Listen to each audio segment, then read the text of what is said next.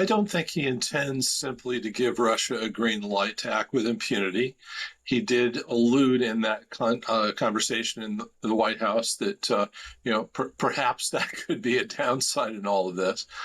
But I'm not sure he has a very good option anymore to continue assistance to Ukraine. Now, George Beebe joins us now, who's a former director of the CIA's Russia Analysis Unit and a former advisor on Russia matters to the then Vice President of the United States, Dick Cheney. Welcome to you, George. Thank you for joining us. Thank you very much. I wonder if you were watching those scenes in the Oval Office with us just a short while ago? Well, I saw some of them, yes. Okay, well, take my word for it, if you didn't see all of it, it was pretty remarkable. Much of it was something of a ramble. We have become used to that. What was included in that monologue from the president was material to which we cannot describe ourselves as being accustomed. Here's just a snatch of what we heard. When I see the moment where it's not going to stop, and I'm sure you're going to do the same thing, will be very, very, very tough. And it could be on both countries, to be honest. You know, it takes two to tango. But we're going to be very tough. Whether it's Russia or anybody else, we're going to be very tough. That's a bloodbath that's going on over there. And when I see the moment where I say, well, they're going to just keep fighting. You know, I gave the analogy yesterday when I spoke to President Putin. I had a 2-hour and 15-minute call with him. Sometimes, and this is me speaking maybe in a negative sense, but sometimes you see two young children fighting like crazy. They hate each other and they're fighting in a park. And you try and pull them apart. They don't want to be pulled. Sometimes you're better off letting them fight for a while and then pulling them apart. And I gave that analogy to Putin yesterday. I said, President, maybe you're going to have to keep fighting and suffering a lot because both sides are suffering before you pull them apart, before they're able to be pulled apart. But it's a pretty known analogy. You have two kids, they fight. Sometimes you let them fight for a little while. You see it in hockey, you see it in sports. The referees let them go for a couple of seconds, let them go for a little while before you pull them apart. And maybe, and I said it, and maybe that's a negative because we're saying go, but a lot of bad blood. There's some bad blood between the two. I have to deal with it, and the chancellor has to deal with it. It's incredible. The level of, there's a great hatred between those two men. That was, of course, President Trump speaking just a few moments ago. George Beebe, then on the line, former director of Russia Analysis at the CIA. George, what do you think of what you've just heard?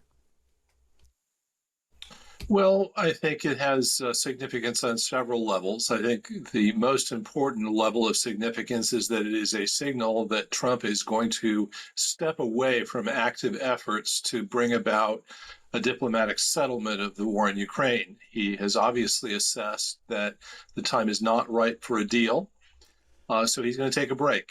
And his hope is that he will be able to return to this at some future time when the prospects for a settlement look a little brighter. Now, the question that raises, of course, is what role might the United States continue to have, if any, in aiding Ukraine in this fight with Russia? Because the United States has not simply been a disinterested observer Yes. of this fight between Ukraine and Russia. We have been an active player. We have not had boots on the ground, so to speak, as President Joe Biden once put it, but we've certainly played a very active role in providing weapons, in providing advice, and in providing intelligence that has been vital to Ukraine's ability to continue to prosecute this war.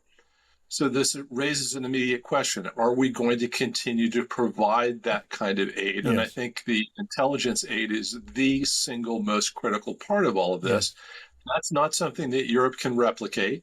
And if we don't continue to provide that to the Ukrainians, I think Ukraine's battlefield fortunes are going to suffer quite significantly and probably quite rapidly. Which is a very dark prospect, George, isn't it? Because as you say, it's not as if the United States and the President of the United States has no agency in this, has no power to influence events. And by saying in terms that he intends to leave Ukraine and Russia to fight it out for a while longer. He's in effect writing a permit for Russia to carry on and intensify the attacks that we've seen lately, and maybe escalate those attacks without fear of President Trump stepping in with the kind of sanctions that might have made a difference that Friends of Ukraine were so hoping to see. And now, I suppose, we'll, at least for the foreseeable future, we'll just leave to one side. Well, I don't think he intends simply to give Russia a green light to act with impunity. He did allude in that conversation in the White House that, perhaps that could be a downside in all of this. But I'm not sure he has a very good option anymore to continue assistance to Ukraine. And the reason why is the nature of what Ukraine carried out in these operations over the weekend against Russia. There are two aspects of this that has got to be very disturbing to Trump. The first is that Ukraine went after one of the legs of Russia's nuclear triad.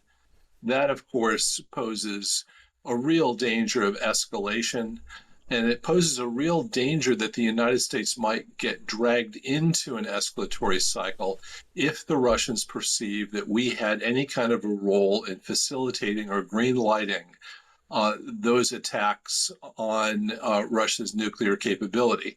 And that, I think, gives Trump an enormous incentive to distance himself from those kinds of operations by cutting off intelligence aid and making absolutely clear that the United States has no involvement in any future such operation that the Ukrainians might undertake. The other part of this is the terrorist act. Yeah. Part of this, these operations included attacks on transportation infrastructure, on passenger trains, that the Russians understandably regard as acts of terrorism. And I think the United States, and Trump in particular, has another strong incentive to distance ourselves from any involvement in that kind of activity.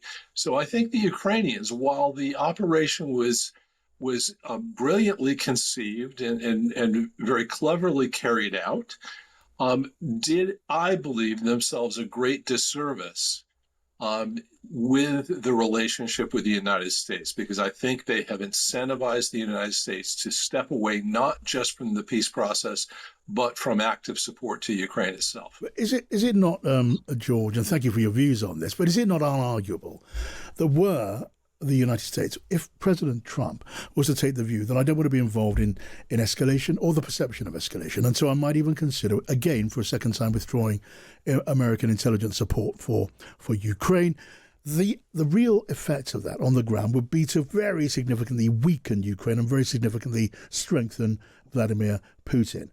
It would be an option now he could take the action that many of Ukraine's friends want, which is to exercise his power to impose strong economic sanctions on Ukraine while maintaining the level of support militarily that America is supplying now. I mean, you could argue that Russia would scarcely imagine that Donald Trump would wish to see this escalated on Ukraine's side. There's been no sign of that whatsoever. As things stand, it is Ukraine and not Russia who are going to be dismayed by what they've been hearing from the president, surely.